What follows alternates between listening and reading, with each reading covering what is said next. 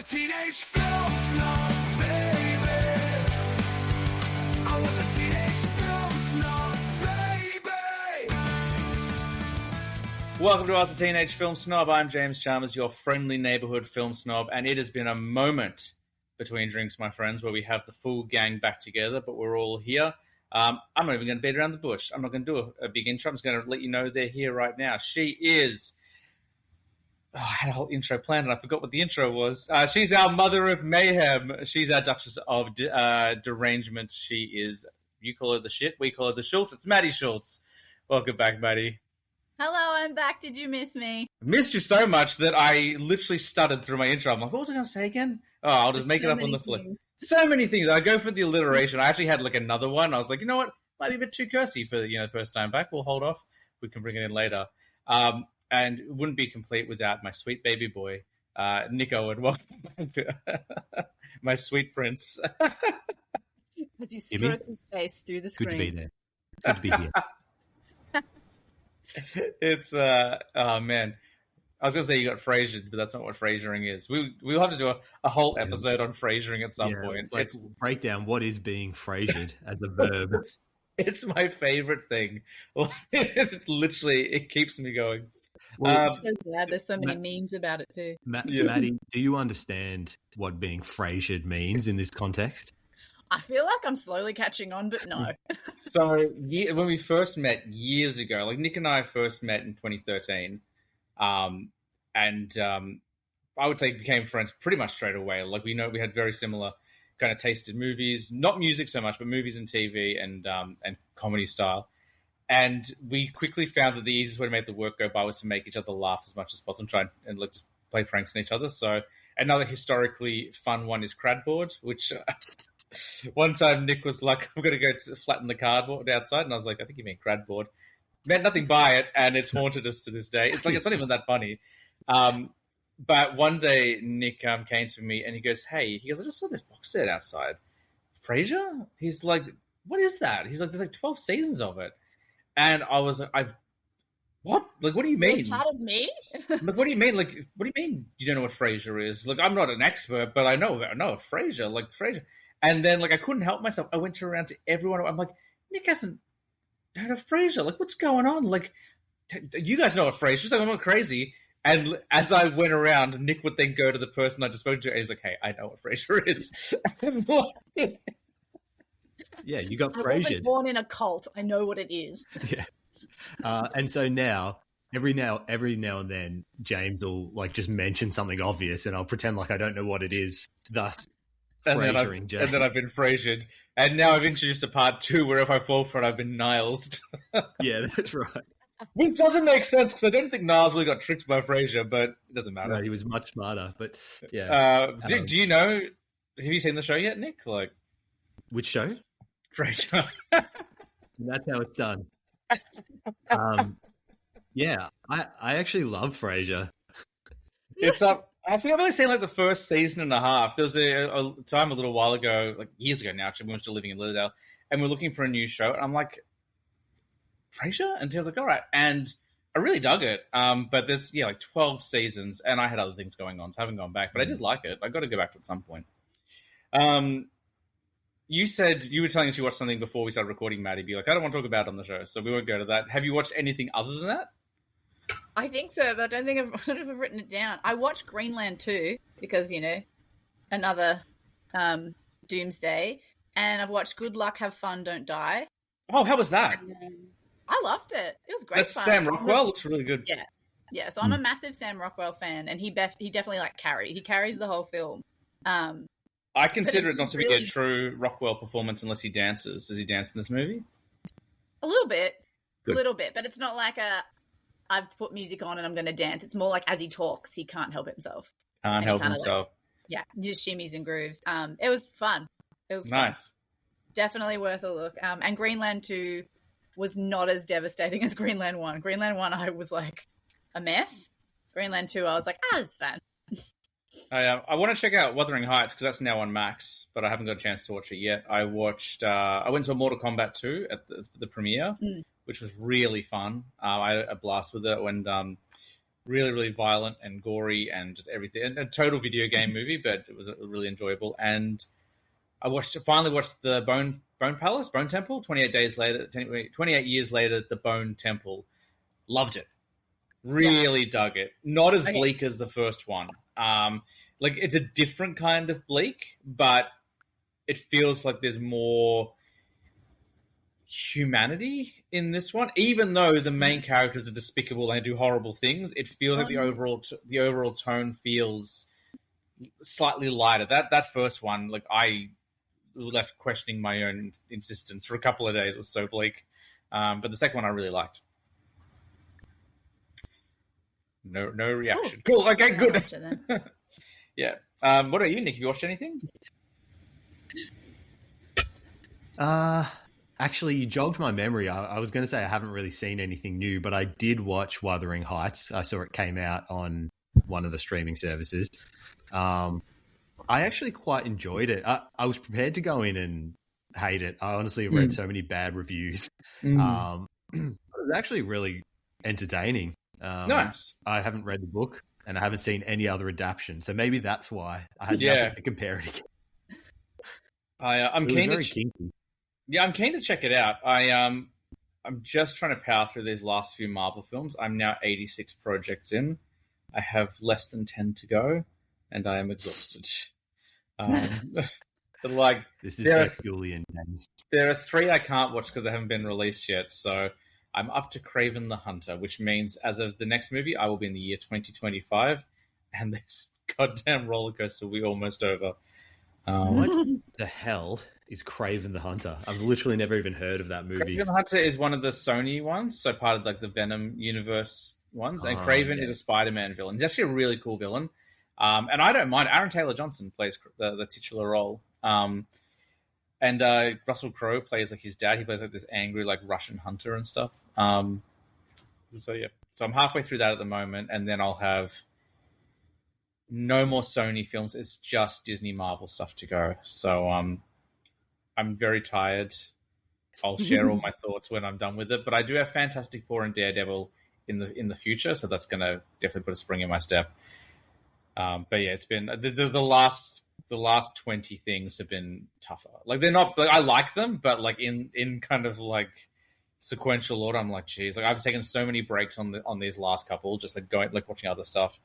And I picked up but haven't watched yet Nirvana, the band, the song, the film, or whatever it is. Have you guys heard of that one? It's like an indie flick that people really were digging. I haven't watched it yet, but I'll probably watch it this week. But it's by the director who did this wonderful film called The Dirties, which came out about 10 years ago, and that's a fantastic flick as well. So looking forward to watching that one, but not quite there yet. So we'll get through the Marvel first.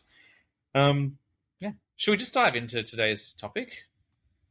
Look at those. Like, you guys are so quiet today. Like, what's going on? not even 10 a.m. I don't know. Fair enough. I've been up since 2:30. I just told you guys that. That's okay. Before we do, James, you got Blockbuster dividers for your I do DVD collection. Well I done. do. That look very cool. Thanks, man. I was doing that over the last couple of weeks, the last couple of weekends. I was like, I've been wanting to divide up my collection for ages, and Tina has a Cricut at home, and she was going to make some for me. But then obviously we done a baby, and it got really hard for all that sort of stuff. I was like, you know what? I can probably do it myself. And then we found our printer, and it still worked. So I was like, you know what? I'm not crafty at all. I'm not that kind of creative. I'm very bad with hands-on stuff. I can write and I can talk, arguably, but I can't really create. But I was like, but maybe if I make templates and print them out and get like a paper slicer, maybe I can kind of pull them together. And they came out pretty cool. I'm pretty happy with them. You laminated them, or are they still just raw paper? I used contact sheet, so just like the plastic contact. So I didn't, So I can show you. I've got a... And is your collection... So that's the letter G, for example. Alphabetical by film or by director or some other categorization? Definitely the third option. So the top row and a bit is not really a genre. The sign says covers too spooky because there are some horror films where the art is just too scary for Zoe. So Tina was like, when she's old enough to reach movies, you have to put them on the top shelf. So they're the top shelf ones. So anything that is particularly grotesque or raunchy, like there's definitely a couple of films that it's the 80s. They weren't afraid to put a nipple on a cover, so those ones go up the top. And then I've got all the directors at the end of each section. So at the end of that, I've got my horror directors. Then I've got my world cinema, followed by some world cinema directors at the end, and then classics, which is everything kind of like pre-1970. And then I've got a music and stand-up section, which is like concerts and stand-up comedy. And then it's A to Z.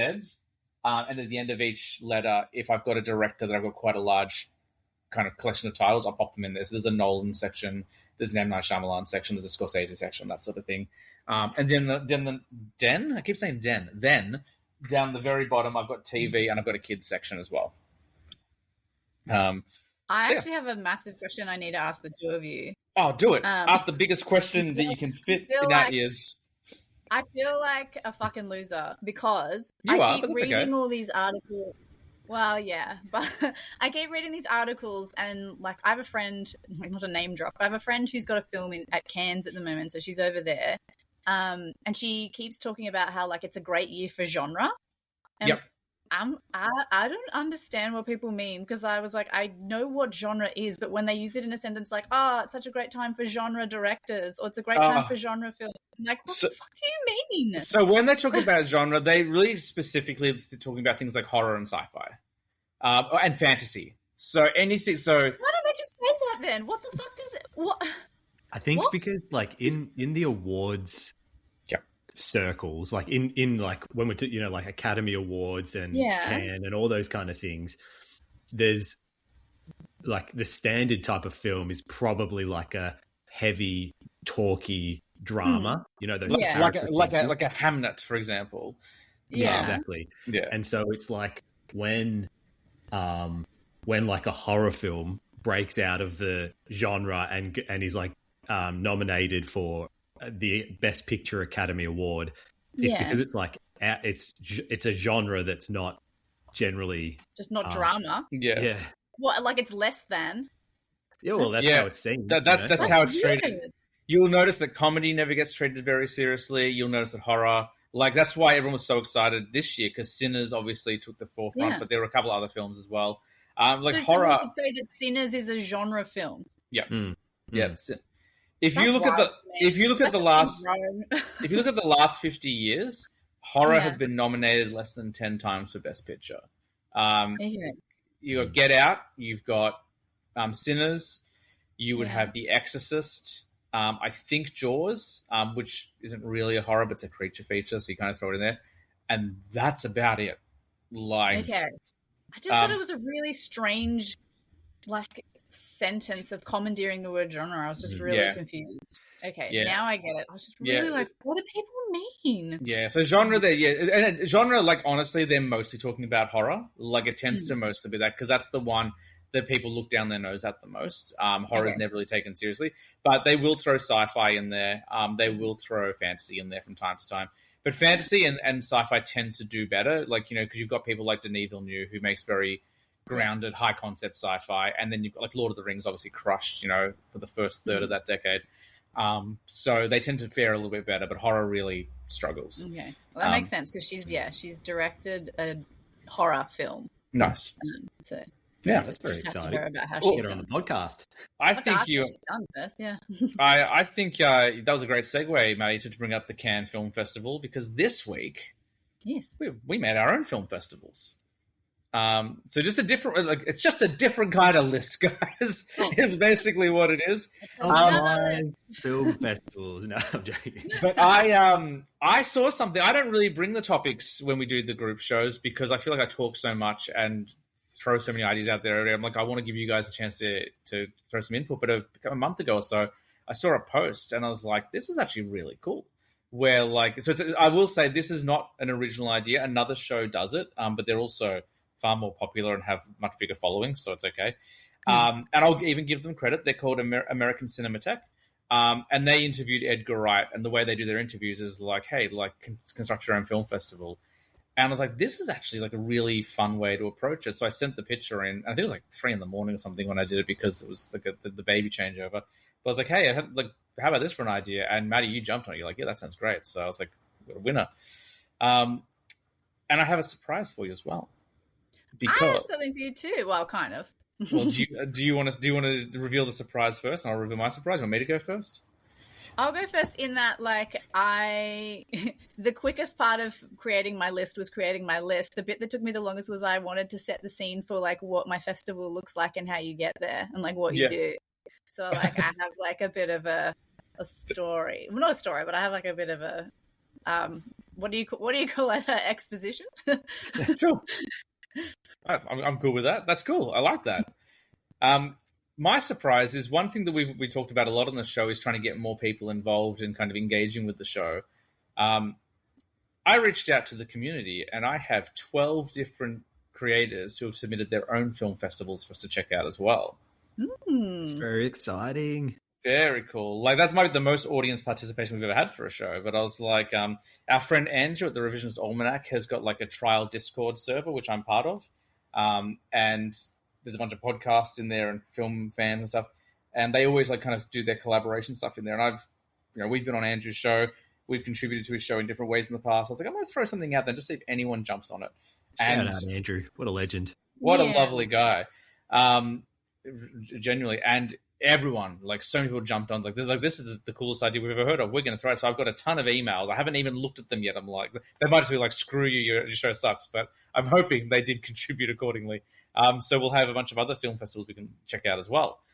I did not come up with a theme. I was just like, I'm going to do films that I really like that I somehow haven't talked about on the show too much because they're genuinely quite popular and I let other people talk about them instead. So I've gone maybe a little bit more Route 1 than I would usually, which was kind of exciting for me. Did you say you've got a theme, do you, Maddie? Well, not a theme. Like, I just pick films that I like. But because I'm incredibly narcissistic, it's an exclusive film festival. And so you have to, like, submit to be selected to be able to attend. Oh, I love it. Yeah. Do we have to submit? No, you dickhead. That's how Maddie just treats us all the time. She's like, you must submit to me. You must prove you are worthy. Constantly prove myself to Maddie, the youngest of the group. And I called Nick my sweet baby. I should call Maddie the sweet baby. Hey, what about you? Nick? How did you go with it? Do you have a theme? How did you find the task of creating a festival? I love doing this, actually. Like I was saying before we started recording, like, obviously we do a lot of like lists, but this was just a cool new way to look at how to present a bunch of films. Mine was, there's no theme that runs through it. So like some of the categories are like things I think people should see, but I've structured it to like have people absolutely just vibrating when they leave. So it's like they've had a great week, or however long this festival is going for. So it, like, I hope it opens with a bang and leaves with people just like with a big smile on their dial. That's kind of how I approached it as well. I wanted to open with a bang and have I wanted the final night to be like a curtain call, like a victory lap type thing. And I don't have any really kind of like quiet, artsy indie films, which I would normally do, but I was like, no, this is going to be like, I want people to show up to this one and like fill up the houses. So we're going to go big and bold and stuff like that. So there's a couple of curveballs in mind, but I'm feeling good about it. So I'll go through the categories and then I guess we'll just take it in turns and talk about what we've chosen and why. So the different categories for our film festival is opening night. So there's no particular genre there, but it's the first one. So as you said, Nick, try and start with a bang. Then we have the family matinee, presumably the next morning. So we have to pick a family film. Midnight movie. We didn't really specify rules, but midnight movies are often cult films, underground films, horror films, that sort of thing. Secret screening. I just picked something that like you wouldn't expect to see show up on a festival, maybe of this kind of festival. So I wasn't sure with secret screening was that essentially a film that like a film you like that no one has seen, so it's like almost a hidden gem secret kind of thing. Yeah, that's kind of the way I approached it as well. I went like yeah. But then there's a double feature, which was really fun because I love curating double features in my mind, like thinking what films would pair well together. So that was a really fun one to do. Audience awards, which I kind of took as what's a crowd pleaser? What would go over well with any audience? It would be a big popular film. Dream screening, which I've interpreted as what's a film that you didn't get a chance to see on the screen you would love to do a big screening of, and then closing night. Again, no particular genre. This was really fun. I had so much fun doing it. The hardest part of it was not being able to put every single movie that I love into it, because I was like, they can't all be double features. I wanted to do so many double features, but I restrained myself. Do you want to start, Maddie, since you put so much work into it and you've got all your moving parts with it? Set the scene, Maddie. All right. Well, all right. So I haven't written it out, but I've got it in here. So basically, it is the end of March. I have to figure out how the months work. It is the end of March. And one Sunday, quiet Sunday morning, you go to your letterboxes and you open up your letterbox, and there is a green envelope in there, quite large. You take it out, you walk inside in your Jimmy Jams and your dressing gown with your cup of coffee. You sit down on the couch and you very, very tentatively open up your invitation to my birthday. On the 1st of April, you're invited to Maddie Schultz's birthday party, which is a film festival. I love this. This is great. It's so good. Because Maddie has lots of family and friends, you have all exclusively been invited. But to confirm your RSVP, the first thing you have to do is you pull out a second piece of paper where you have to write a acceptance letter. You write a shitty acceptance letter, then you can't come. So you get to write your acceptance letter, and you get to put it back in the return envelope slip and put it in the post to RSVP your attendance. On the morning of what comes before April 1? March 31st. 31? I don't even fucking know. Anyway, on March 31st, you waiting outside your house with your bags packed. A bus comes to pick you up. There is a party bus. On Nick Owen gets, and he immediately sees in the front seat his friend, James Chalmers. They buddies sit next to each other while a nice little butler, David Schultz, puts their bag in the bottom of the bus. I like that even in your fantasy where dweebs is at the front of the bus, we're like not cool enough for the back. Don't one of you get car sick, surely? Sorry to tell you this, Maddie, but I'm walking to the back of that bus like at a school excursion. I'm sorry, the back of the bus is taken. Have you met my friend Sayers? I'm polishing an apple for Maddie, it sounds like. I'm like, here, teacher, I'm at the front of the bus. Talking to I'm the not driver. even on the bus. I'm not on the bus. Yeah. I'm not on the bus. I'm already there. I'm already waiting for you. The bus drives you to a quiet little seaport where you then venture onto a little yacht. The yacht takes you across the ocean on a misty, misty morning to an island, and on the island is a beautiful, beautiful forest. You walk along the path, and up the path you see a giant screen with beanbags, side tables, a slushy machine, a popcorn machine, and over just behind them you see rows and rows of tents where you get to sleep at nighttime. This is the film festival of Maddie Schultz. I'm never leaving. That's very, very cool. I'm probably more nervous. I'm more going to get yacht sick than bus sick, I think. It's a quick trip. It's fine. It's just because we need to get to an island where there's no other fuckwits that are going to stumble in and crash my party. If the twist is this the Jurassic Park island, I'm going to be really... Well, I saw it coming, I guess. That's very cool. It's not a tropical island. It's more like foresty. More Australian foresty. We're still in Australia. Lovely. That's very cool. I wish I put that much effort in. I didn't come up with dates. I don't know where it is. Well, you know what? Not entirely. I did kind of figure it would be a cinema that I owned, so I could completely curate it. But that's about as far as I got. And I would probably open each film with a little speech about why you should watch it. Because it's just my birthday, and these are the films that I like. So too bad. Yeah, nice. Good. Excellent. So do you want to kick us off with opening night? What are we watching at Maddie's Film Festival opening night, and why? Opening night, my bebes, we are watching Gladiator. Oh, choice. Great start. Oh, yeah. We're coming in strong, violent, quotable, gorgeous, emotive. You could come on after that plays and just say, are you not entertained, mother? Are you not entertained? That's what. Yeah. I love it. That is a great blockbuster to get things going. That's a strong start, and it's not just like a typical, like, it's not just a drama or an action. There's so much going on, so emotional. I'm going to be crying first night. Yeah. And there's optional dress-ups for each film.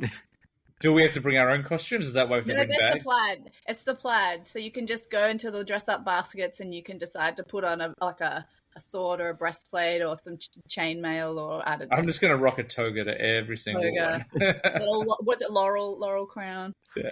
Yeah. Toga and sneakers, because you know how I feel about my bare feet. So. Gladiator's a strong start. What about you, Nick? How are you opening your film festival? Like Maddie, I want to open on the right foot with a strong blockbuster with like universal approval. And I thought, what better than probably the original summer blockbuster, directed by Mr. Blockbuster himself, Mr. Steven Spielberg. I'm going Jaws. Ooh. Nice. Because it's like, as I said, it's like an OG summer blockbuster. It's got like that Spielberg technical element where I think it's at home in a film festival, like that iconic, I don't know the terminology, but you know, where it like zooms in and out at the same time. The dolly pool or whatever it is. Yeah, whatever. Yeah. So yeah, that's my opening film, and I think it gets everyone buzzing. That's two really strong picks. And you could watch Jaws at Maddie's party because it seems like the setting would be good for it as well. But she said, no, you don't get to choose. So no, sorry, you don't get to and you can also dress up as a shark at mine. like that onesie or whatever. Yeah. BYO, what is it, wetsuit? Yeah. I'm going to wear a toga and flippers at that one. All right, James. I think mine is going to be the least popular of the bunch, but I've gone with the same approach. I want to blow the doors off. Like, first one, let's start with a bang. Let's go action-packed. Let's go funny. Let's have some great music. Both of yours had great scores and soundtracks, and so does mine. Let's be a little bit sexy, but not too sexy, and I'm going with Desperado.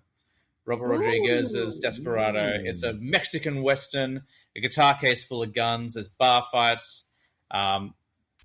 Antonio Banderas in the 90s, which might be the sexiest thing in existence. Like, talk about Hottie of the Week. 90s Selma Hayek. Like, it is the hottest cast alongside The Mummy. And utterly rewatchable. Is Desperado the one where she does like the belly dancing kind of thing? No, or that's from Dust Till Dawn. Oh, Dust. Okay, yeah. No, in this one she's a librarian, but she's a librarian who carries knives. Yeah. So that's where I'm going with Desperado. I think it's just so much fun. Like, you're going to come out of that theater buzzing. You're like, man, what a great night that was. Yeah. I think we're crushing it. And what we'll have to do is we'll definitely have to put these out to a vote, like we do with our other lists as well, and see which festival people want to go to. But I think we're all in pretty strong contention with the first night. That's great. I like that we all had the same idea, which was like, you basically want to just get people at this fever pitch. Energy. Yeah, exactly. Yeah, I was like that with the closing ones. I was like, I need to end strong. If I do something like too, like, dramatic and grounded and serious and human condition, people are like, oh man, like, I'm so tired. It's been 8 days of movies. We need something like fun to get us through to the end. So, Maddie, what's your family matinee? All right, so we're all hungover. We've woken up from Gladiator, and we've got a nice Saturday morning happy screening. BYO Rhinoceros. It's Jumanji with Robin Williams. Oh, great! That is good. That is good. I'm like, reaction, yes. Now mate. I'm like second guessing mine. Fuck, that's good, Maddie. And I'm guessing you're going OG Robin Williams. OG. Yeah. Oh, absolutely OG. The giant mosquitoes, the spiders, the monkeys, the rhinos, the stampedes, the vines in the house. Heck yes. I'll say this. You and I on the same track. Like, you'll see, I didn't pick Jumanji, but when we get to my film, even though they're not, like, there's a lot of similarities you're going to see. Kids' films before they were, like, all G-rated. I've gone, like, with a kind of a hard PG family film. But we'll get to mine in a second. What did you pick, Nick? No, I think that's a good, before I go, that's a really good point. Can that be the title of the episode? Picnic and film festivals? Yeah.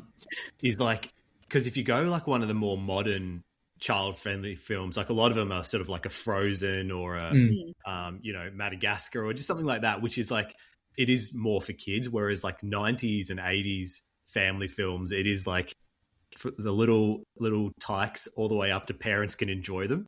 Mm. So I picked a 1986 film called Romancing the Stone. Oh my god, what a great flick. It's Wow. so it's got Michael Douglas and Kathleen Turner. Yeah. And if you haven't seen it, it's basically we have Indiana Jones at home. Yes. In And the Danny sense that, DeVito's like- the villain, isn't he? No, he's not the villain. No, he works with Michael Douglas. So basically, Kathleen Turner plays this romance author, and she goes down to Columbia to like write a novel, and she gets swept up with Michael Douglas, who's this jewel hunter, or what are they, like he's looking for some ruby or emerald or something like that. So it's kind of Indiana Jones light, like lots of adventuring through jungles. I think it does for romance novels what Princess Bride did for fairy tales. It's like it found a way to make it appealing to boys and girls. Like it's like it doesn't just have to and look, Romance of Stone is a pretty hard PG because there's a scene where a dictator gets his hand bitten off by a crocodile. And they do not spare any expense on the blood, if I remember correctly. Honestly, I haven't seen it long enough to know if it is that hard PG or whatever. It might be an M, but that's okay. But this was like one of the family movies we had on tape, Me too, so yeah. that's why I have it categorized here. So that's my good time for the family. That's a really great pick. I might not have gone as edgy as Nick did for my family film. I'm probably closer in tone to you, Maddie. I've gone with an 80s one as well. And honestly, the Goonies are good enough. I'm going Goonies. No reaction. Oh, classic. That is No, Pirate- I'm pirate thinking golds. of like all those amazing practical effects. Pirates, smugglers, sloth. He Zip loves lines. Chunk. Zip lines, Data. Oh man, young Josh Brolin Kids looked riding like a BMX tough boy. bikes. Yeah, like I did think I entertained the idea of ET for a moment, but I was like, it gets very like sappy towards the end, like very like kind of. And I was like, I don't want anyone crying on morning one. Like, we can do some crying later maybe, but for now I want to go really like fun adventure and like where kids feel like they know it's a family film, but maybe they're not quite ready to watch it, but they're going to give it a go anyway. So yeah, I'm hitting the Goonies. I think that's a great family movie. That's an awesome pick, and I think that E.T.'s a little more about Elliot's family and their family situation as well. It's not as fun and adventurous as Goonies. Yeah, Mm. I wanted to go You feel something a bit again. Like, more seriousness and loss a bit with ET. Yeah. Whereas Goonies is like, I love that all the boys just like rock up to somebody's house, and like I love that that collection and gaggle of just mates that always end up sort of traveling together and turning up, and I love that. With zero parental oversight as Yes. well. Yeah. Those Yeah. are the Nary, days. nary a parent inside. I love it. that was our childhood, man. Like I remember, like when I was a kid, like just riding around my suburb all morning and night until it was dark, and then you come home at night. Like Same. My rule was if the street lights come on, you go home. yeah. Yeah. The only thing Sorry? about the Goonies is the monster thingy gave me nightmares as a kid. Yeah. Oh, look, I mean, my daughter's not allowed to watch it. She's not ready for it. Do you know what I mean? Like, Zoe's not allowed to watch it, even though she's drawing zombies now. She can, but that's okay. I wasn't thinking children. I was thinking, like, for family, I was thinking maybe slightly older children. But anyway. I was thinking more like nostalgia, the nostalgia family film that everyone wants to watch again. And then they finally get the chance to watch it all again in a group of people. Yeah. I think we're neck and neck for two. I think both rounds were pretty strong. This is my competitive fucking streak great. is coming out. Like I'm like I need to be better. Are you noting these down, James? Or do you I want am. me to? Yeah, I'm noting them down. Yeah. I've got mine written down, but yeah. Alrighty, midnight movie. So we're going spooky. We're going cult. We're going underground, underappreciated. Before we yes. dive in, like, what did you guys? How did you approach midnight movie? Did like Maddie, for example, like, did you think you need something scary or something like funny late at night? Like, how did you approach this without giving your pick away just yet? I would say Maddie doesn't do scary, Nick. So it needed to be, what would I actually be doing at midnight? Why would I be awake? And so it either had to be something very sexy, because that's what I would be doing, or it would be something that I would like to drink and hang out with girlfriends. So Oh, sexy's a really good angle. I didn't even think about I that. didn't think of that. yeah, like why am I what's going to keep me awake at nighttime? It's going to be one of two things: it's alcohol or sex. So I'd like to point out that yet again, Maddie has steered the conversation to sex. oh, stop it! Too bad. You're a grown up. I'm not complaining. I'm just saying, like, Have you you've seen got it. my husband? It's not my fault. It's true. He's a very handsome man. How did you approach it then, Nick? Because so Maddie's gone either sexy or drinking. Yeah, I went something a little dark and a little sinister. I did as well. That's how I interpreted it. Like, it's late at night, the kids have gone to bed. So, in fairness to Maddie, it could have been something. It could have been. I'll go to bed. I won't watch your film. It could have been Basic Instinct, but no. I think Maddie is a great angle. I didn't even think about that. I think it's a really good angle. But no, mine's a bit darker in theme. I did that as well. I went scary, and I went like not necessarily popular scare. I went like one that maybe less people have seen. So I'll go on scary and kind of cult film status, which I don't know if this one does have that status, but for me it is. Maddie, are we getting drunk or are we getting sexy? What did you choose? We're getting drunk. Everybody gets a midnight margarita, and we're watching Practical Magic. Nice. Is this going to be interactive? If we're drinking, is this becoming The Room? Oh, that's a good angle as well, like a Rocky Horror type approach. That's an interesting way as well. Yeah, if we're having midnight margs, could get rowdy. Yeah. Well, there's a whole scene where they have midnight margaritas in the film. So we've got this one's for my girls. We have a midnight margarita and we watch a chick flick. Nice. Quick side note: are you excited about the sequel? They dropped a trailer, which I haven't watched yet, but. So my girlfriends and I have all organised. We're having a party and we're dressing up and we're having margaritas and we're going to go to the cinemas a bit trashed and go watch it. So, yeah, very cool, excellent. I've still never seen Practical Magic. I think they just they just re-released it on physical, so I have to get my hands on it and check it out. Definitely one to watch. And are men allowed in this screening? Absolutely, but just understand that it's not about you. It so rarely is. And I just want to clarify, I don't mean men, I mean me. Like, I'm very aware it's always about men. I'm just saying. This is one where the ladies get the most of the screen time, and you will love it. You will want to be the ladies. I did my first dress up for a movie just recently. I don't normally dress up for movies, but when I went to Mortal Kombat, I dressed up. I've never done costume before. It's fun. It's fun. Yeah. What'd you do, Nick? I'll make the mugs for I'll be in there and you just come up and just like 3, please, and I'll just make them for you, ladies. Yes, please. He's going to be like Tom Cruise in Cocktail. This is going to be shaking him up. And I'll be Brian Brown and I'll die like in the middle of the night. Chalmers Law. You know he's got all those like Coughlin's laws. Yeah. All right. What are we doing at midnight with you, Nick? I've gone with Michael Mann's 1986 film Manhunter, which I've talked about definitely on the podcast in some shape or form. I own it because of you. I bought it and I watched it and I loved it. It's so great. And so if you haven't seen it, it's part of the Hannibal Lecter Silence of the Lambs universe. It's set before Silence of the Lambs. And it's basically Tom Noonan plays... Oh, I can't remember his... The Tooth Fairy? The Tooth Fairy. Francis Dolarhyde? Yes.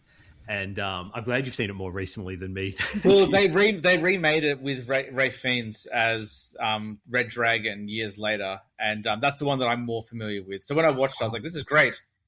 I know this story beat for beat, but I still love it. But so that was, of the trilogy for the longest time, that was my favorite one. I think now Silence is, but for the longest time, Red Dragon took the edge. But yeah. So it's quite dark. So Francis Dolarhyde is a serial killer, targets actually families, and William Peterson plays an FBI agent who's tracking him down. But it's not just that it's a serial killer movie. Michael Mann's early films are very meditative and arty. Lots of like. You'll be like, what kind of film is this? But there's a scene when the serial killer goes on a date with a blind woman played by Joan Allen, and they end up stroking a tiger. So there's lots of long tracking shots, lots of moody music. It's very noir, very dark. How does the like, without giving the ending away or anything, but how do you walk away at the end after seeing the film? Like, do you walk around feeling a little bit safer because it's like wrapped up properly, or or does it make you feel really like terrified to look around shadows and around corners? Or, like, how do you walk away after you've finished watching it?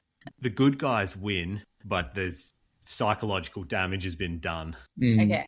So it's not like, this is a dark film. Okay. Have you ever watched Red Dragon, Nick? Yeah, but not for like 20 years, I reckon. Yeah. I really like it. It's basically the same thing, just with a bigger budget and like a more famous cast. Like, you got Philip Seymour Hoffman as the journalist, and Emily Watson. I can't remember as the blind woman and stuff like that. And of course, is Anthony Hopkins? Yeah, I think he's in it as well. And Ed Norton, if I remember correctly, plays the William Peterson role. Brian Cox plays Hannibal Lecter, and I think he's almost as good as Hopkins, actually. I agree. Yeah, he's great. And like, the way that like the dialogue is so good. Like, William Peterson, who plays the FBI agent, goes to visit Hannibal Lecter in jail, and Hannibal's first line is just like, "Dream much, Will?" And just in one line, you can be like, "Yeah, I'm in your head. Yeah, I royally fucked you up." So yeah, very, very dark, very moody. And that's my midnight screening. That's a good one. It'll be no surprise that I went the darkest for my midnight screening. I was like, what's going to get under people's skin? What's going to scare people? Get a really good reaction. Not scare, like not traumatized, but like a good jump scare. What's going to stay with people? And what's something a lot of people haven't seen? And we talked about this on the show a little bit. And Nick, you'll be familiar with this one. I'm going with Hell House. I love Hell House so much. I watched it again this year, so I've watched it like 3 times in a year, and every time I watch it, I have to watch the sequels. I'm going through all of them again. So Hell House, Maddie, is a found footage film, and I'm not a fan of found footage, but this one works really well because it's shot like a kind of like an expose documentary. So we start off with like experts and stuff, and then they cut to the footage, and basically it's like a haunted house acting troupe. They've gone to this, like, they've abandoned a hotel, they're turning it into this attraction, and then something happens and a bunch of people die, and then they then tell us the story through found footage and showing like all the weird things that happen. And it's just little jump scares, just like really good use of makeup and practical effects. Way and too all many the settings mannequins. all the settings at like one place. Yes. Yeah. And mannequins wearing clown masks and stuff, and like we haven't had I was talking about this recently. Like, we haven't had a good creepy clown in a while. It's like we had Pennywise in the 90s, and then like nothing really happened, and then we had like little bits here and there, and then in the 2010s onwards, we got a few clowns again. And these clowns, they're not really instrumental to the plot in as much as like it's actually an evil clown. It's more the evil within. But it's like 85 minutes, short, sharp, to the point, and like I just feel like the performances are so good, you believe that they're real people. Like, there's no big names in it, and like for midnight, like I think that's a good one. Like, that's going to get under your skin. Can you go to sleep afterwards? Debatable, but that's okay. No.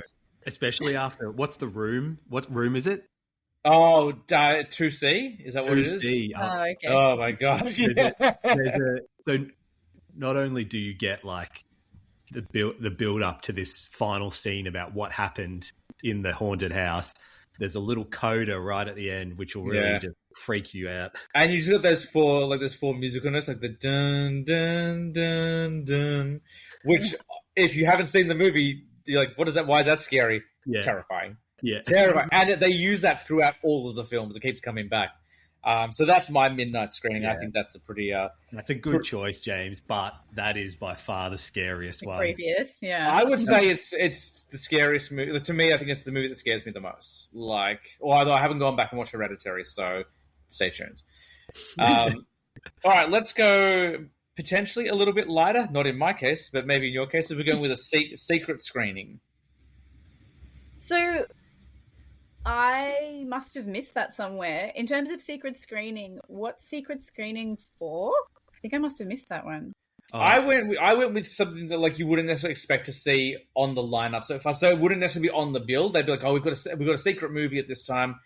Come and see it, and then you'll be surprised at what it is." So Yeah. If you want me to go, Maddie, while go while I think about which way I'm going to go. Okay. Yeah, because I went with a film that I just never hear anyone talk about. It's not. It's definitely not considered a lost masterpiece, but it's just what I think is a wonderful movie. And obviously, after the previous midnight screening, everyone's feeling a little bit heavy after Manhunter. So my secret screening is the 2002 Australian comedy Crackerjack, which starred Nick Malloy and Judy Lucy. Is it the Lawn Bowls film? Yeah. It is. Yeah. Okay, I'm with you. So wow, we went in two very different directions. This is where I'm going to lose people. If you haven't seen Crackerjack, Mick Malloy just plays a bit of a deadbeat office worker, and he's a member of this local lawn bowls club, but only so he can park there for free. And what he does is he uses his parking permits, he charges people and they borrow it for the day. So it's just a money-making thing. However, the lawn bowl club is like going under financially, and so they have to win this tournament and they're out of people who can bowl. So they actually call him up. And it's really, really funny. Very Australian. And I do love Australian comedies because there's things that only we get. Like he pretends he's got this lawn bowl technique called the flipper, which is like a Shane Warne cricket bowl. Yeah. There was a string of great comedies in that time, like around Crackerjack. You had Bad Eggs, which was like a crime movie. And one of my favorites, which I think is also quite a hidden gem, is Boytown. Where Mick Malloy and Glenn Robbins play basically like the Australian Backstreet Boys. Yeah. And they've got their hit song is Tough Titties. And there was also another funny one called The Nugget. Yeah, The Nugget. Oh, yeah. I think I remember that one. Where they find like a massive gold. Yeah. Yeah, so that's my secret screen. It's definitely, I don't know if I went the right way with that one, but I think it's open to interpretation. I don't think you can go wrong with it. It's what you would. I definitely wouldn't like the films you've listed so far. I wouldn't be like, well, clearly the next up is The Nugget. Do you know what I mean? Like, definitely wouldn't have predicted it, and that's very much like curated by you to like what you like. So I think I don't think you can go wrong with a secret screening. Yeah, that's a good one. Did you want a bit more time, Maddie? Now, Maddie, or I need more time to decide. Yeah, cool. I went a very different direction from Crackerjack. I wanted to get at least one foreign film into my film festival because I've gone pretty big and popular at the moment. I'm going to keep going that way. So I wanted to go foreign, but I also wanted to go in direction with a film that people wouldn't have seen, and a film that I think more people would like if they gave it a chance. But I think the title and the log line put people off. So I've gone with a French horror film from 2016 called Raw. So Raw is about a young woman who's starting university for the first time. Her older sister's already there. She's a vegetarian and she's starting to become a vet. But when she accidentally gets a taste of blood, she can't quench her hunger and she wants to eat. She wants to be a cannibal. But it's not just about cannibalism. It's so much more. It's about coming of age and sexual maturity and finding your own gender identity and like what it means to be an adult in this kind of crazy world. It just also happens to be about a woman who can't stop eating people. But it's French, so it's so beautifully shot and it's lit gorgeously and everyone's pretty and it's melodramatic at times and it's just a gorgeous film centered around a young woman who wants to eat her roommate. I'm just looking up some images of the film now. Looks like quite a lot of blood. Yeah, but it's it's not scary. Like I would say it's unnerving, and at times, and you kind of like you don't really know. But it's very, like I said before, I didn't really do any artsy films, but I'd say this is maybe the most artsy film. Like there's definitely, it's got a very French sensibility and not French extremism, which can be quite terrifying. More just, what if Amelie wasn't whimsical, or she was, but her brand of whimsy was eating people. But it's beautiful. It's such a beautiful movie. will defend Raw forever. I think it's a wonderful movie, and I wanted something so different from everything I put in my list. I wanted something with a foreign language. I wanted people to have to read some subtitles and give something a go they probably wouldn't otherwise. That wouldn't scar them for life. So I'm going with Raw. I reckon that's a cool pick, James, because I think that's probably a better secret screening than what I picked, because like I like the way you've interpreted that, where it is like this is something I'm introducing you to as an audience that you would never have seen otherwise. So I like that. Very well done. And thank you. French. Yeah. Merci, as they say. Merci. Poisson. I now can't decide how I want to go about it. Do I want to do something that's a bit like secretive and like crowd pleasing, or do I want to do something that just forces people to watch something that they never would choose for themselves, or do I want to do something that's sort of a bit heartfelt and just a bit of a nice watch? I don't know what to do. I would say my advice would be go full Maddie, whatever the full Maddie answer is, because I went full James. Like, that was the most James answer I could think of. Well, if I'm going full Maddie, then this is like a keystone of my upbringing in the film. Growing up, I was a horsey girl. So this is a film about horses, and it's called National Velvet, and it's a black and white film. You talked about it on your very first episode. Yeah. As soon as you started saying like it was from your childhood, I was like, is she going to say The Cobbler and the Thief? Like, that's where I thought you were going with it. Oh, I do love that one too, but this one I'll do because it's a really, really easy plot in that little Elizabeth Taylor loves horses. She wins a horse in a raffle. She decides to pretend to be a boy to race it in the Grand National Horse Race. Yeah. And then we just watch the dynamics of the family, the mother. Mickey Rooney is the horse trainer. Really small world building. We're at this small little seaside town. There's just really beautiful performances of, like, you know, the mother works at a butcher shop. I think the dad is a butcher, so they're at a butcher shop, and, you know, one of the sisters is boy crazy, and the younger brother is just your most classic younger brother, scrunched face, scrubbed up knees. Elizabeth Taylor is so dreamy and in love with the horse. Yeah. I think it's a really good secret screening pick. Yeah, I think that's one that people. Yeah, I think it's a really good pick because I haven't seen it. Nick, I don't know if you've seen it. I don't think I'd even heard of it before you came on the show and talked about it. I think that's something that audiences would be like, I have no idea what this is, but we got a ticket. Let's go check it out. I think it's one of those. It's one of those films that's like it's like a sweet. It's a sweet film, and you immediately feel part of the family that you're watching, and you immediately care because they're just all such sweethearts and so familiar, but also slightly over the top, tropey. And yeah, black and white films. Let's do it. Very cool. We might have some more black and white films later. What was what was the other one you were tossing up? I was thinking of either October Sky with Jake Gyllenhaal, where they're doing the rocket experiments, just because I like the friendship around them. Or I was thinking of The Prestige, because it's like secret-y. So, I don't know, but I'm going to go National Velvet. I think of the three, I think you've made the right choice. So that's a really good pick. Do you feel comfortable going back to back and doing a double feature now, or do you want us to go through a rotation? No, I can do my double feature. My double feature doesn't have... I know you normally do double features where they should have something in common or some sort of thing. Mine is the vibes. Yeah. My double feature, both of them make you feel like cheeky, energized. You know, you're following a bit of underdogs in each. They're not really large stakes, but they kind of are, but they're kind of not.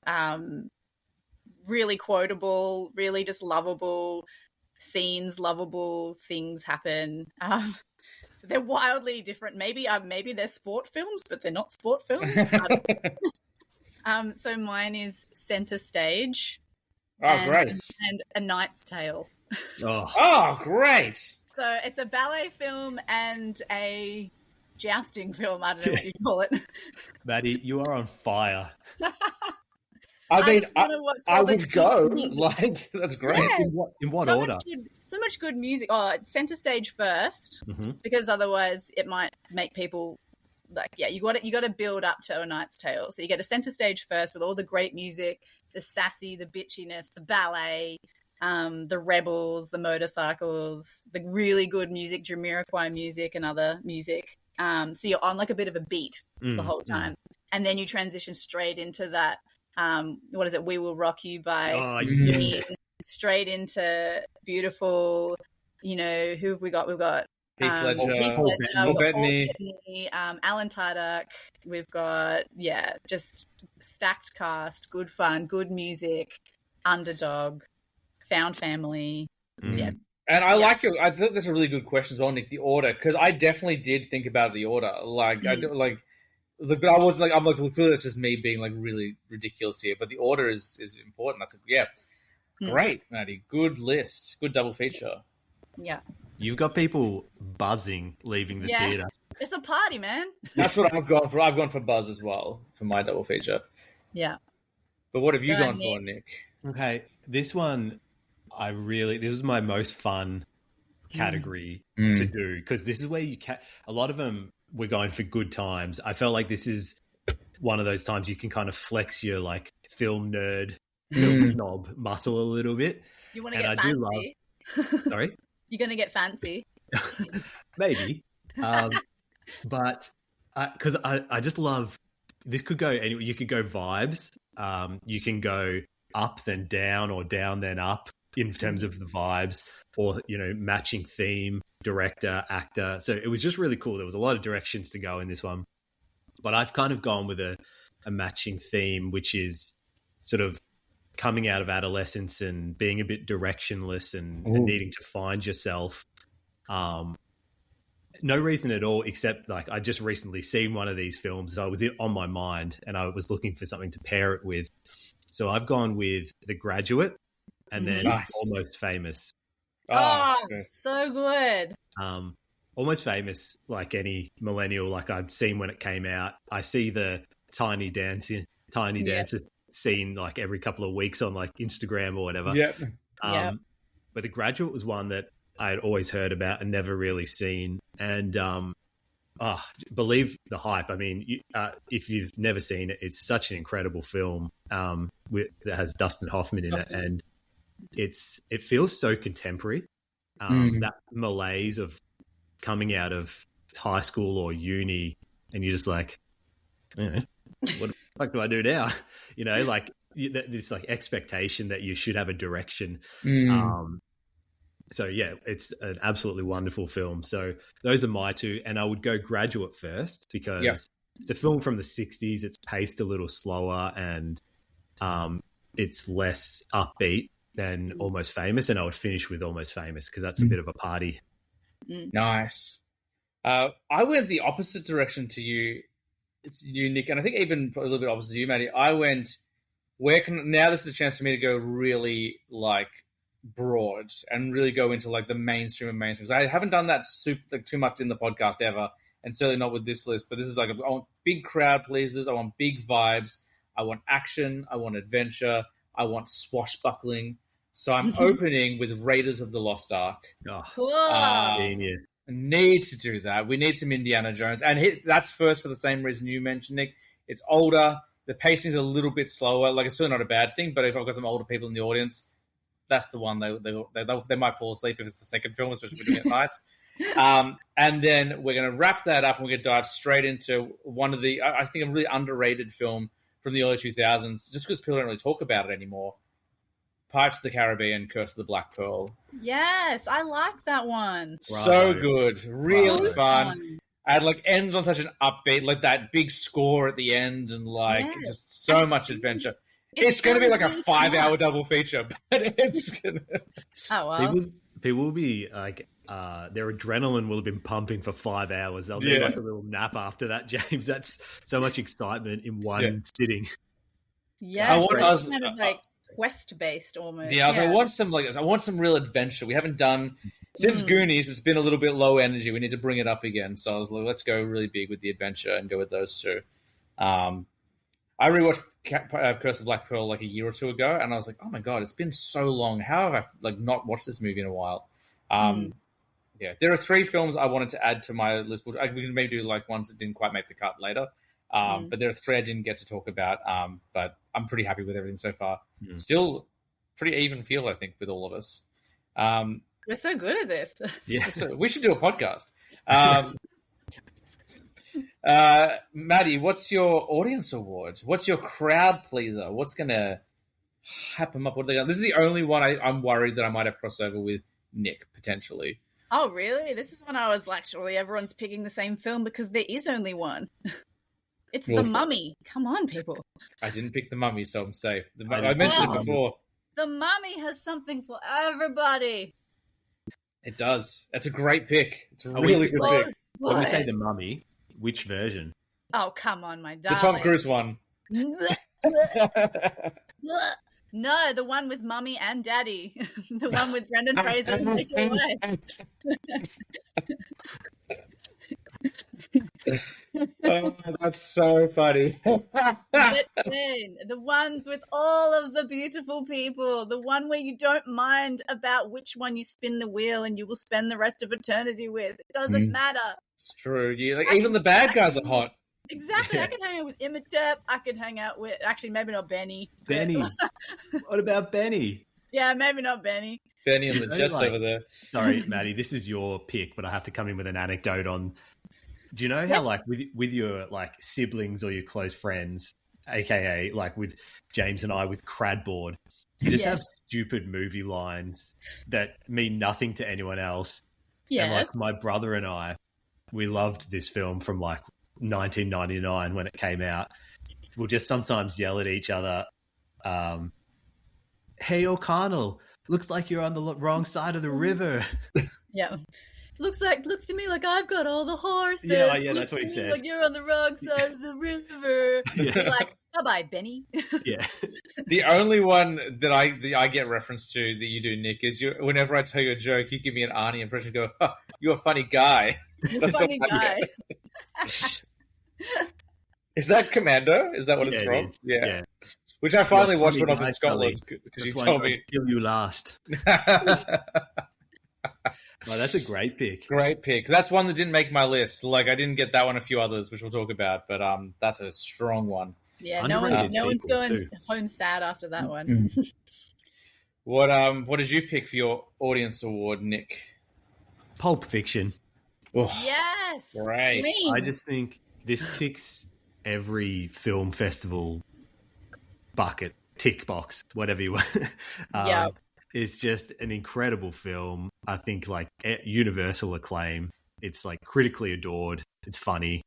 Got a great cast. It makes you feel like a real film festival person too. Like, it does. It's so good. That's a really good one. And yeah, that's totally a festival flick. Yeah. I went with The Dark Knight. I just think like that's a pretty perfect film. I think that's it's definitely leans more towards a certain audience, but that's the one that really broke the mold and showed that anyone can watch a comic book film like The Dark Knight.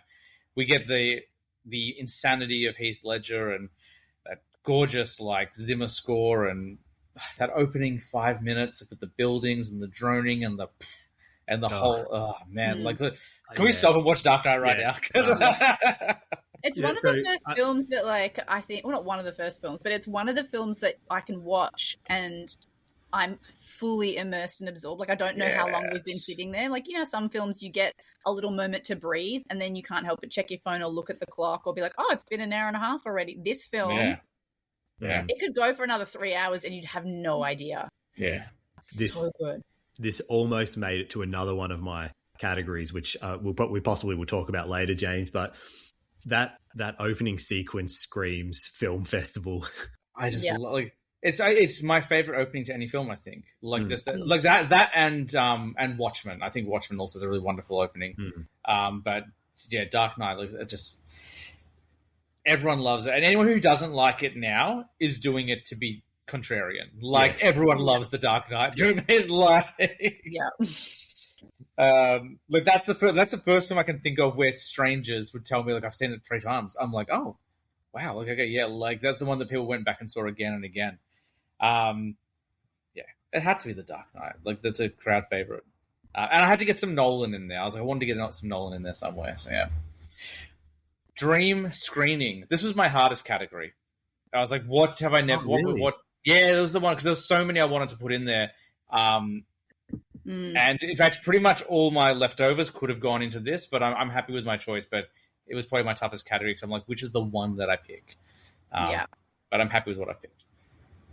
So my dream screening, because by now we're roughly at April 5th, which is my dad's birthday. And I have never seen this on the big screen, and it's one of my dad's favorite films. So I would be on a beanbag next to my dad, and we would be watching Apollo 13. Nice. That is an absolute banger. Yeah. So quotable, so gripping. So gripping, yeah. So gripping. And yeah, it's one for my dad. Also, it would play so well on a big screen. Yeah. At nighttime, in forest, you can look up at the stars. Yeah, you can that's a look good at one. the moon, you can, oh, yes. Great. Really good pick. Yeah, that's a great pick. What are you going, Nick? Mine is Heat, another Michael Mann film from 1996. Why Just is that one of my- familiar? I don't think I've seen it. It's Pacino and De Niro the first time they appeared in a scene together in a movie. The late great Val Kilmer. Oh, Yeah. Val Kilmer's in it. Okay. It's a crime film, and Al Pacino plays an LAPD detective, and they're on the case of this group of like really efficient and like well-trained criminals who like rob banks, like they do like major robberies kind of thing, and it's sort of a cat and mouse chase kind of thing. And yeah, as James said, there's a really famous scene in a diner where it's just dialogue between De Niro and Pacino, and yeah, it's famous because even though they were in Godfather 2, they never filmed together.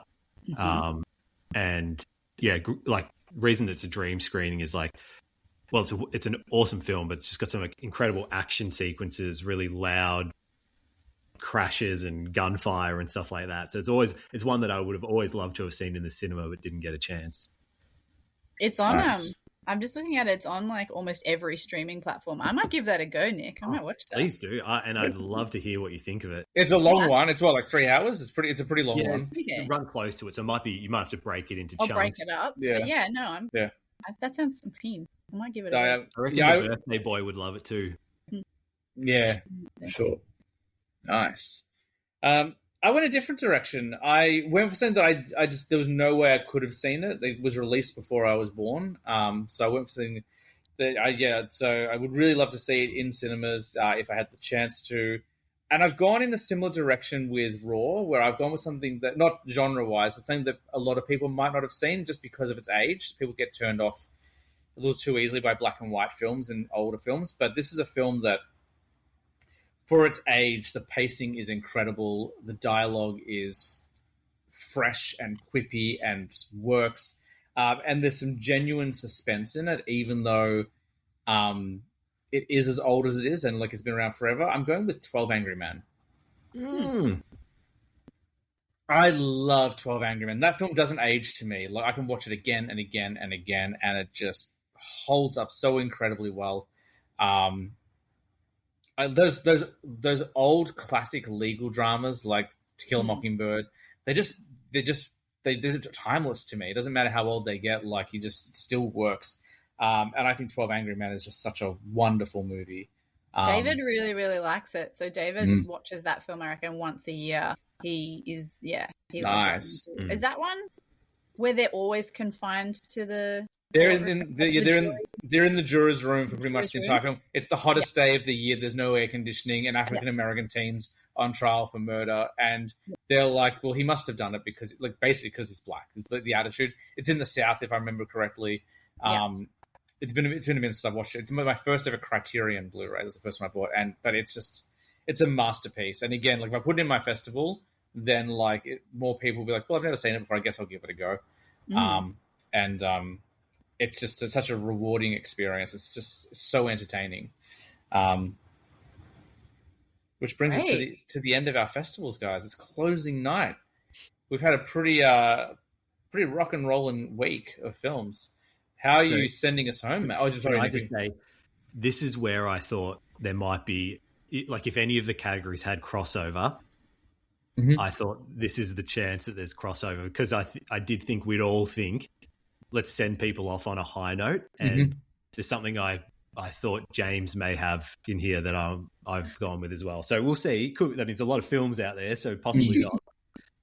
Well, I know you haven't picked what I've picked, so I'm safe. I've picked something. I've picked something that, again, everyone wants to head out on a high note, on a banger. I've picked something that is so adrenaline injection to your brain and to your veins that you'll want to stand up and like clap, like something that you stand up and clap and standing ovation at the end. And then a big send off is everybody's dressed up and the party like flies off the handle after the film. Like it's something that is really going to get everyone in the party mood. And I don't know, I feel like maybe you've both seen it probably, but maybe only once. I'm picking Moulin Rouge. I love Moulin Rouge. I've seen it a bunch. I've got it on Okay. Blu-ray. I knew love you it. both maybe seen it, but I Yeah, didn't know of if it course. was something you'd seen multiple times. When I was in high school in year 12, in our film classroom, there was you had your main classroom with the U-shaped table set up, and then there was basically an extended storage room which was turned into an editing suite. And myself and one of my friends who was in all the musicals, we would, at the top of our voices, sing the Elephant Love medley while we were editing our films. And people were just like, shut up. But it didn't matter. Like, I love that soundtrack, love that movie. It has been a minute since I've watched it, but I adore Moulin Rouge. That Elephant Love medley is so fun. It's such a good film to finish, because it's basically a party. Like, Yeah. that whole sequence in the club. Oh, Yeah. just get the, everyone the way that like all of the songs you can sing along to, but they're done slightly differently. And the energy is always absolutely like through the roof, and the costumes and the glitter and like the fast, like, you know how there's like moments with Sidler where he like goes, like spins fast, and like everything is like, everything is heightened and edgy. And then when the film finishes, like a curtain goes down. And so you want to stand up and clap like it's the end of an actual like theater performance. And then after that, everyone's like gone nuts. Like, and the Tango de Roxanne, like what a so that is my go-to tune. Like, so I when I'm mucking around with my kids, like Zoe got way into Addams Family recently, so I was like, oh, we have to tango like Gomez and Morticia, and I just do the Roxanne tango tune.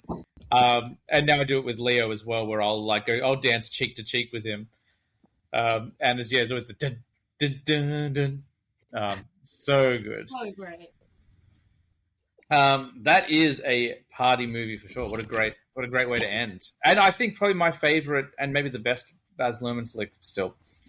And I don't. Favorite, for me, I don't think it's even close. I don't think anything comes close to Moulin Rouge. I think it's just such a celebration. Didn't they do something at the Oscars this year? Didn't Nicole Kidman and Ewan McGregor present together? And they did like a little. Yeah. They did a little bit of singing. Little thingy thing. Yeah, I think so. it's very cute. Now Maddie's taken the position at the end of the film festival where she's tired. We and just collapsed got a on the nice floor. view of your bum as well, Maddie. Oops. And my heat pack for my back. Yeah. We Nick, do how what are we you- can here. At How are you? Schultz HQ. Schultz HQ. Don't have to be worried about a rival podcast. How are you closing your film festival, Nick? Well, I think, mine has been, there's been some like comedy, there's been some dark kind of moody stuff, there's been some like philosophical stuff. You want to send people out having fun. And who has more fun than Marty and Doc? Oh, nice. Clap for you. You win. I'm sending people home with Back to the Future. Now I know why you're a bit worried that maybe James would choose it. Yeah. I really tried to avoid anything from my top 5 films, which so far I've done. What a great pick. I love Back to the Future. Every year I watch Back to the Future. Well, I really was thinking, like, what's a film that is going to send everyone home that, like, there's literally not one person who's like, it was good, but I just didn't like the final film. And like, that was the single film I came to that I just I don't think I've met anyone who doesn't enjoy that film. Yeah. Really good pick. I did the same approach to you, Nick. I was like, what haven't I done? And we've had action, we've had adventure, we've had horror, we've had some French, we've had a lot of thrills and stuff, and we've had a classic, but we haven't had a comedy. So I was like, how do we go out? Let's go out laughing. Let's have a really fun final night. Something a bit silly, something not too serious. As the only film from my top 5 I couldn't ignore, I'm going with Hot Fuzz. Ending with Hot Fuzz. Like, let's just enjoy Nick Frost doing a goofy accent. Let's have Sergeant Nicholas Angel, collecting bad guys.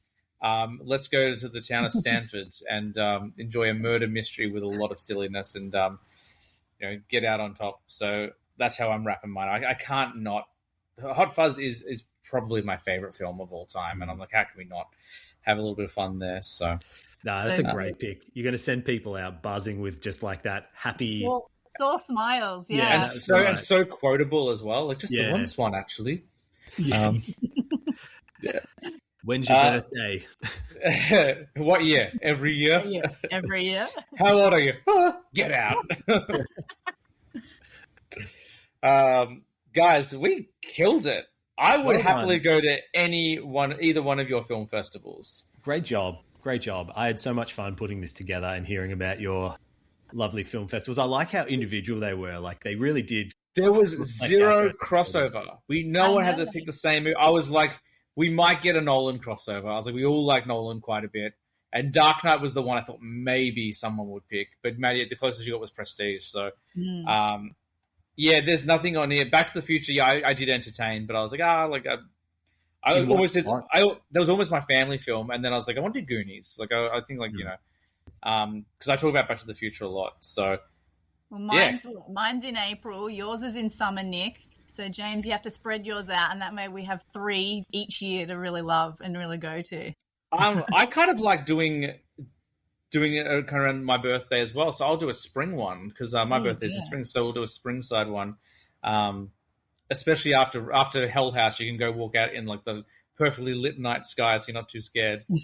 I feel like the theme of yours, though, James. Not to you can host it whenever you want. Yours is like October, that's what I'm thinking.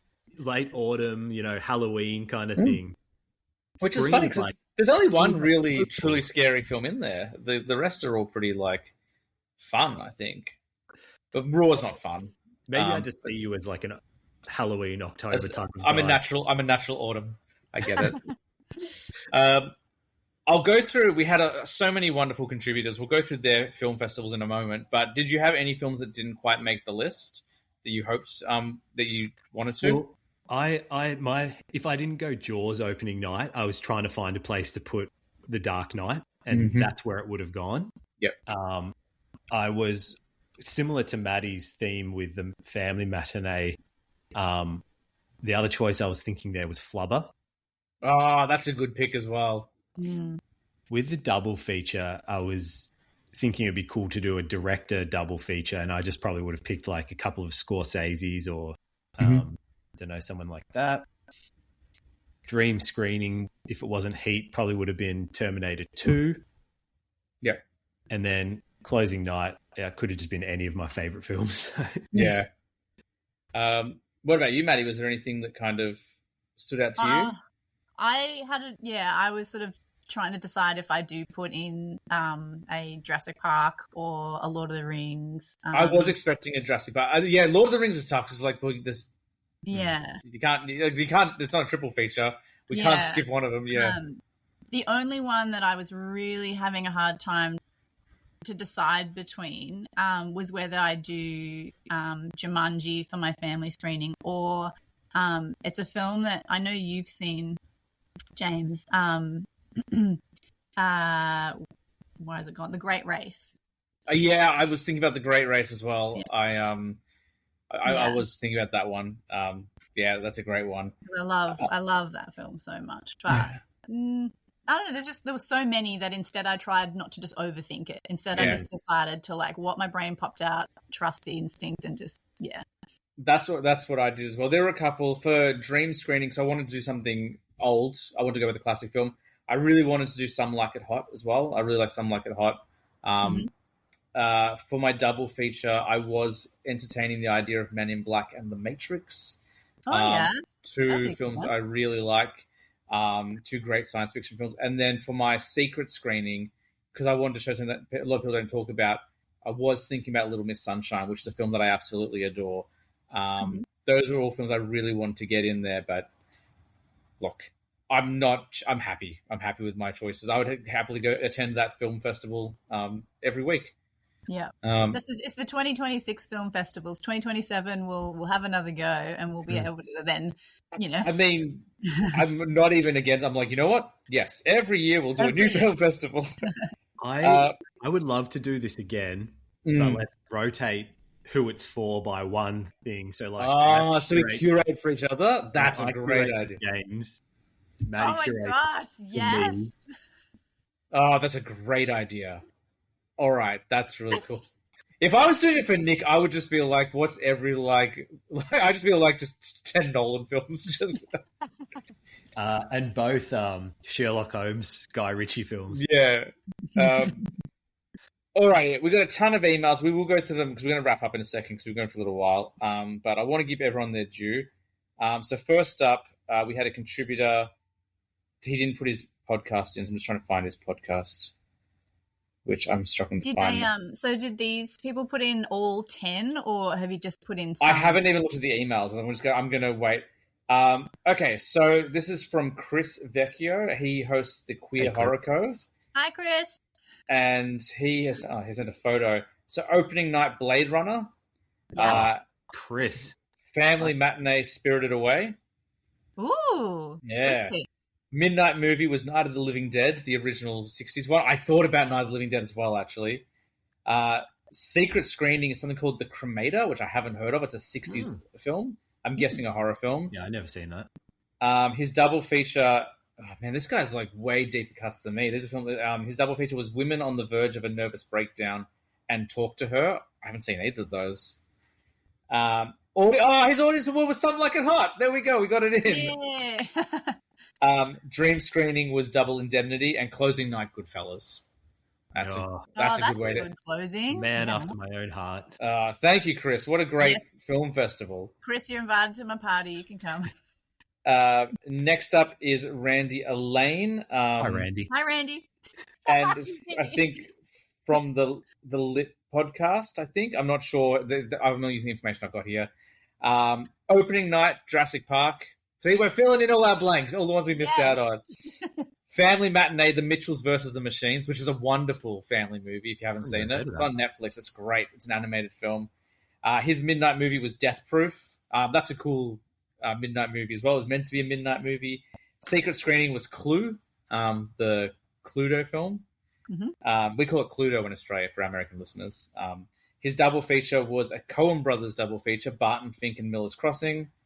Audience award, Everything Everywhere All at Once. That's a good pick. That's a film festival one. Yeah. Dream screening, 2001: A Space Odyssey. And closing night, this will go to both of your hearts, Project Hail Mary.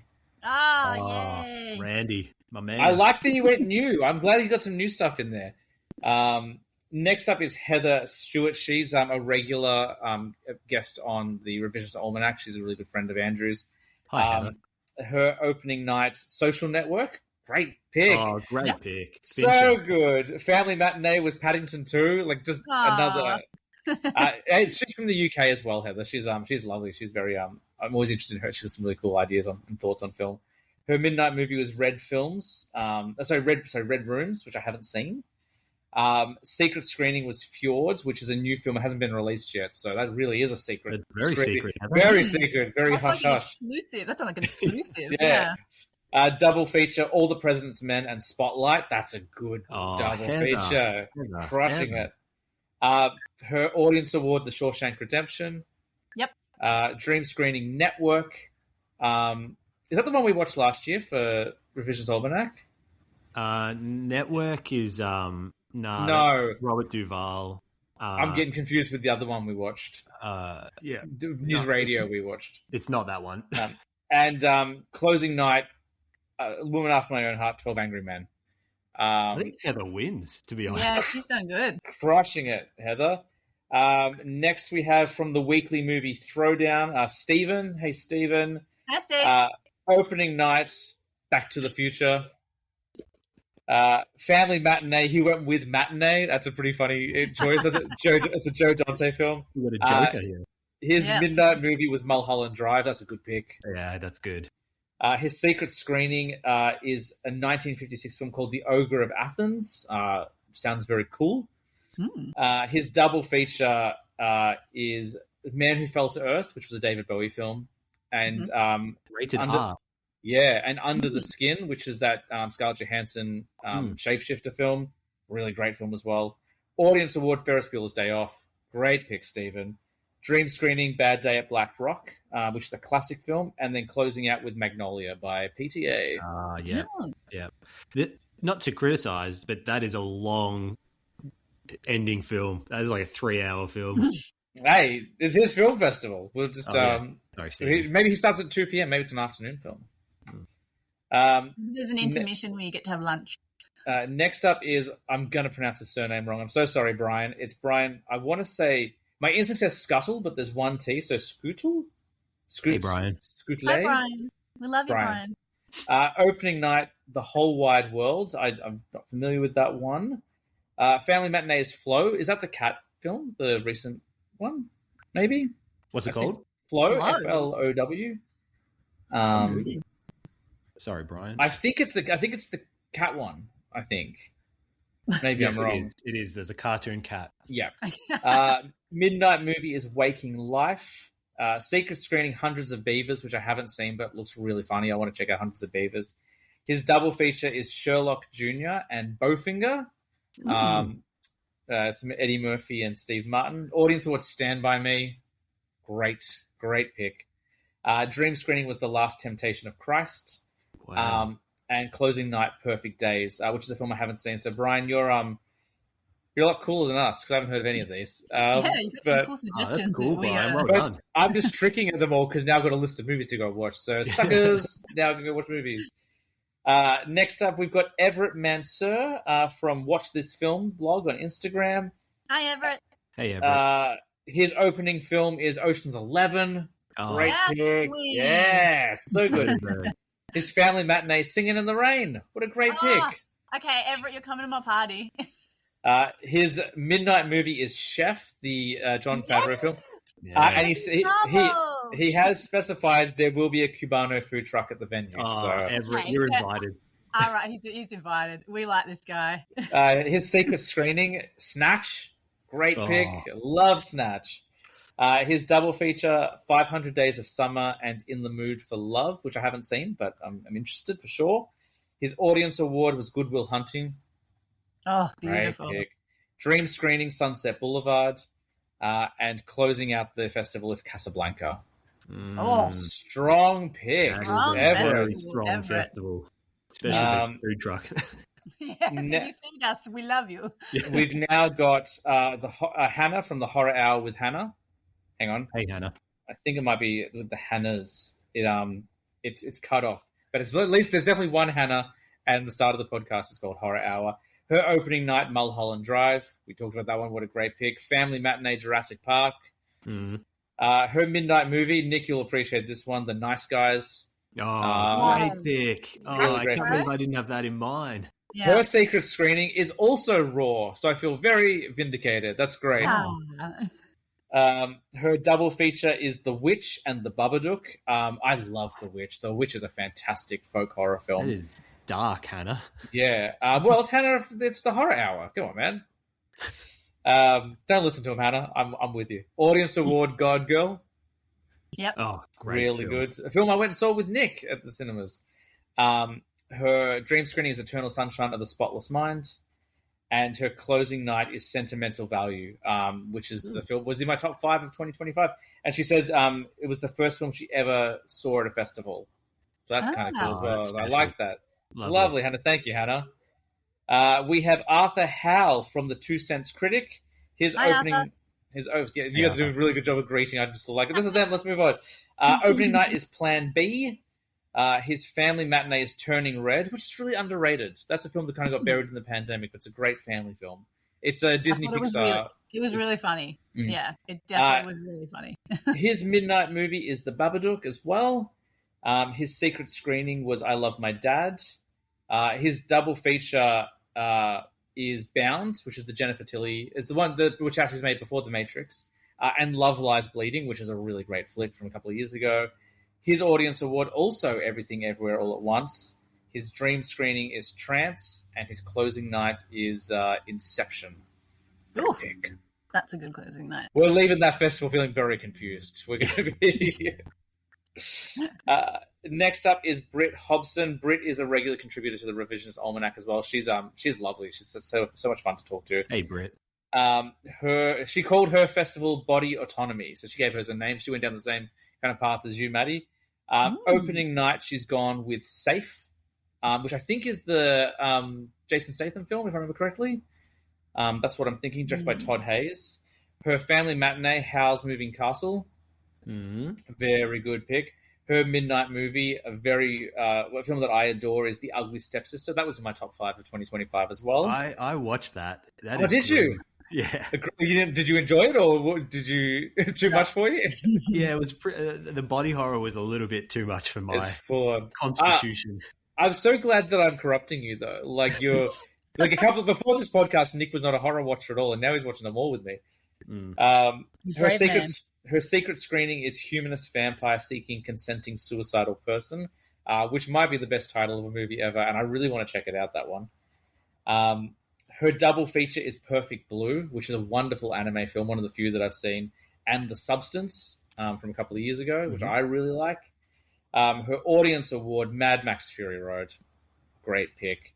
And her closing film is The Testament of Anne Lee, which I think is that new...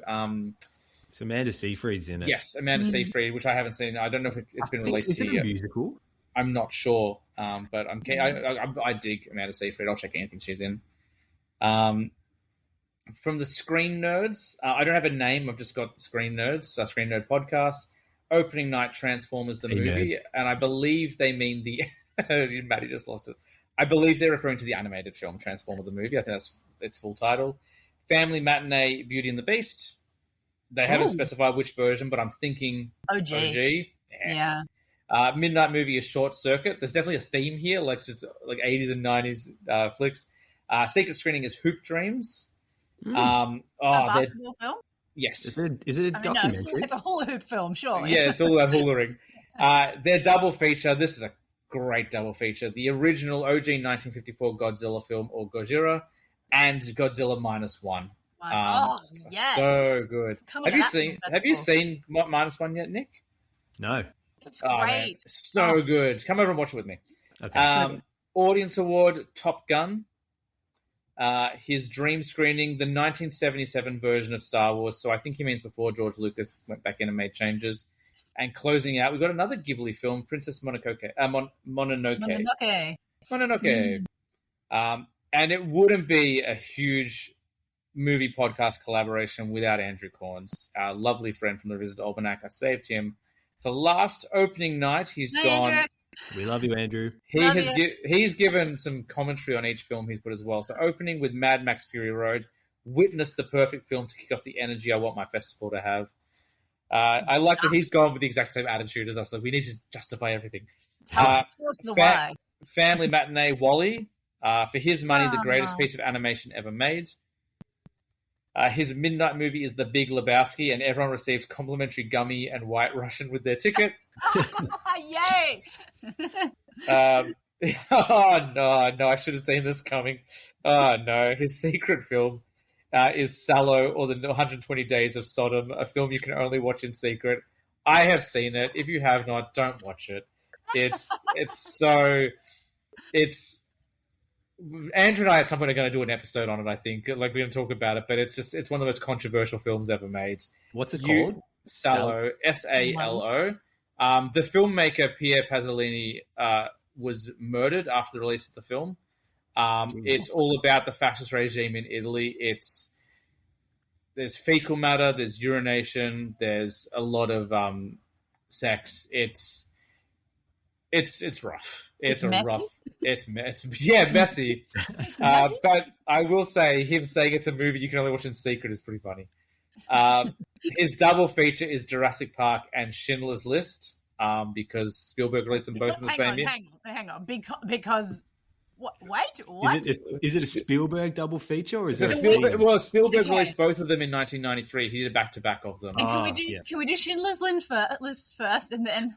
Yeah, I disagree. He specified that was the order, and I disagree with the order. I would go Schindler's List first, then Jurassic Park.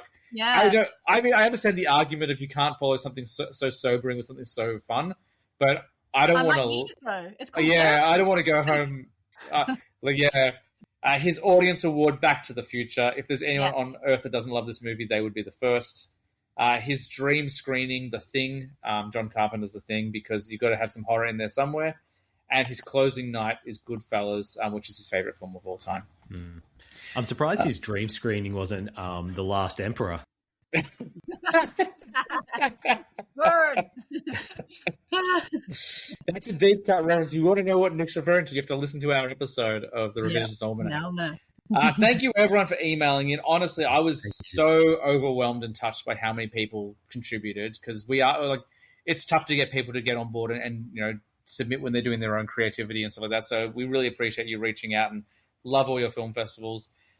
This is a fun one. This is one I was really looking forward to doing. And I like your idea, Nick. I think you might have improved on an idea where now we have to curate for each other.